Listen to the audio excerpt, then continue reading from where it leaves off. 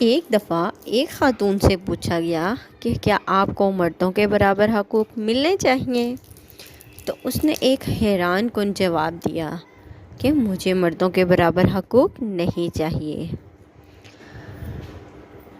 میں نے تفصیل چاہی تو اس نے کچھ یوں جواب دیا کہ میرا جائیداد میں باپ کی طرف سے حصہ ہے، بھائی کی طرف سے حصہ ہے، بیٹے کی طرف سے حصہ ہے، خاوند کی طرف سے حصہ ہے۔ عورت کا کوئی پہلو ایسا نہیں ہوگا جس میں اس کو حصہ نہیں ملتا ہوگا۔ مہر کی صورت میں ہم عورتوں کو پروٹیکشن دی گئی ہے۔ اگر میں مردوں کے برابر آ جاؤں گی تو میں ان حقوق سے محروم ہو جاؤں گی۔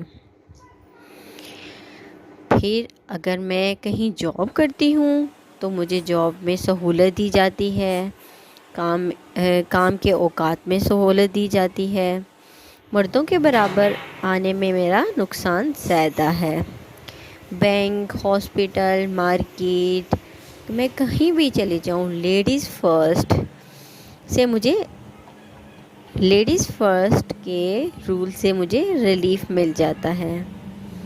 جب بھی کبھی میں ابو سے ملنے جاؤں تو وہ مجھ سے کھڑے ہو کر تعظیم سے ملتے ہیں، جبکہ بھائی سے ملنا ہو تو وہ بیٹھے بیٹھے ملتے ہیں۔ پھر اگر ہم کبھی شہر سے باہر جائیں تو میں اور میری بیٹی صرف اپنا ہینڈ بیگ کیری کرتے ہیں، باقی کا سارا سامان مرد اٹھاتے ہیں۔ ایک دفعہ ہم باہر گھومنے کے لیے گئے تو راستے میں گاڑی خراب ہو گئی۔ مجھے گاڑی کا اسٹیئرنگ تھما دیا گیا، جبکہ میرے میاں اور بھائی گاڑی کو دھکا لگانے لگے۔ تو اگر میں مردوں کے برابر آ جاؤں تو مجھے بھی دھکا لگانا پڑتا گاڑی کو۔ تو اس طرح مردوں کے برابر حقوق میں میرا نقصان زیادہ ہے۔ میں عورت ہی اچھی ہوں۔ اسلام نے بھی عورت کو بہت عزت بخشی ہے، بہت حقوق دیتا ہے اسلام عورتوں کو۔ بیٹیوں کی پیدائش پر خوشخبری اور بشارت سنائی ہے اسلام نے، اور بیٹیوں کی اچھی پرورش کر کے، ان کی اچھی جگہ شادی کر کے، ان کے گھر والوں کو جنت کی بشارت دی ہے۔ بیٹی جب پیدا ہوتی ہے تو باپ کے لیے جنت کا دروازہ کھلواتی ہے۔